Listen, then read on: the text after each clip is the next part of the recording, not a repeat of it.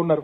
ఇటేమో ఆడబిడ్డలు కోపానికి వస్తున్నారు, టికెట్లు కొనుక్కున్న మగవాళ్ళు కోపానికి వస్తున్నారు, మాకు సీట్లు దొరకలేవని బయట ఉన్న ఆటో డ్రైవర్లు వాళ్ళు బాధపడతా ఉన్నారంటే అనాలోచితంగా పథకాలు పెడితే ఆగమాగం చేస్తే కార్యక్రమాలు ఎట్లుంటాయో ఒక ప్రణాళిక లేకుండా ఒక ఆలోచన లేకుండా మంచి పథకమే ఫ్రీ బస్సు, నేను కాదంటలేను.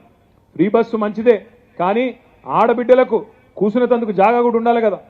బస్సులు పెంచాలి, బస్సులు లేని ఊర్లకు బస్సులు పెట్టాలి, బ్రహ్మాండంగా నడిపేయాలి, కొత్త బస్సులు పెట్టాలి, కండిషన్లు ఉన్న బస్సులు పెట్టాలి.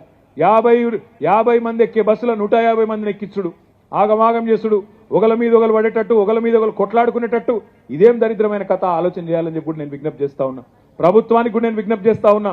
ఈరోజు ఇక్కడికి వస్తున్నప్పుడు నాకు ఇప్పుడే వార్త వచ్చింది, 16వ ఆటో డ్రైవర్ ఆత్మహత్య చేసుకున్నాడు. ఇప్పటికి 15 మంది, ఇయాలతో కలిపితే 16 మంది ఆటో డ్రైవర్లు ఆత్మహత్య చేసుకున్నారు ఈ పథకం వచ్చిన తర్వాత. ఆటో డ్రైవర్లకు కూడా మీరు హామీ ఇచ్చినారు, నెలకు 1000 రూపాయలు ఇస్తాం, సంక్షేమ బోర్డు పెడతామన్నారు. నేను ప్రభుత్వాన్ని డిమాండ్ చేస్తా ఉన్నా, నెలకు 1000 రూపాయలు సరిపోదు. ఇవాళ వాళ్ళ కడుపు కొట్టింది మీరు, నెలకు 10,000 రూపాయలు ఇవ్వండి. రాష్ట్రంలోని 6.5 లక్షల మంది ఆటో డ్రైవర్లను కూడా వాళ్ళు రోడ్డు మీద పడకుండా ఆదుకోండి అని చెప్పి కూడా నేను విజ్ఞప్తి చేస్తా ఉన్నా. ఫ్రీ బస్సుకు మేము వ్యతిరేకం కాదు, పెట్టండి, ఇంకా బస్సులు పెంచండి, బ్రహ్మాండంగా ఆడబిడ్డలందరికీ కూడా మంచి సౌకర్యాలు కల్పించండి, మేము దాన్ని స్వాగతిస్తాం. కానీ ఒకరికి పెట్టి ఇంకొకరికి చేటు చేయడం మంచిది కాదు. ఆటో డ్రైవర్లు రెక్కాడితే కానీ డొక్కాడనోళ్ళు ఇవాళ వాళ్ళకు కూడా వాళ్ళ కడుపు కొట్టడం కూడా మంచిది కాదు, ఆ ఉసురు కూడా ఊరికనే పోదు.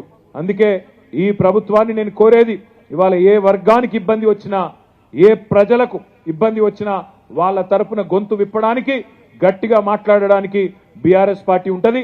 మీ ఎమ్మెల్యే గారైతే మీ మధ్యనే 24 గంటలుండే కృష్ణారావు గారు మీకు అండగా ఉంటాడు.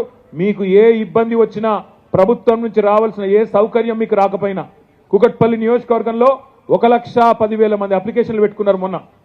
మీకు రావాల్సిన పెన్షన్ల గురించి కానీ, మీకు రావాల్సిన మహాలక్ష్మి లాంటి పథకం గురించి కానీ, ఇతర పథకాల గురించి, గృహజ్యోతి కానీ, ఇంకోటి కానీ, ఫ్రీ సిలిండర్ కానీ 1,10,000 మంది దరఖాస్తు పెట్టుకున్నారు. ఆ 1,10,000 మందిలో ఏ ఒక్కరికి అన్యాయం జరిగినా, ఏ ఒక్కరికి కటింగ్ పెట్టే ప్రయత్నం చేసినా మొత్తం కార్పొరేటర్లు, మొత్తం బీఆర్ఎస్ పార్టీ మీతో పాటు ఉంటుంది, మీకోసం నిలబడుతుంది, మీకోసం కొట్లాడుతుంది. ప్రభుత్వంతో కొట్లాడి మీకు రావాల్సిన పథకాన్ని ఇప్పించే బాధ్యత కూడా మేము తీసుకుంటామని విజ్ఞప్తి చేస్తా ఉన్నా.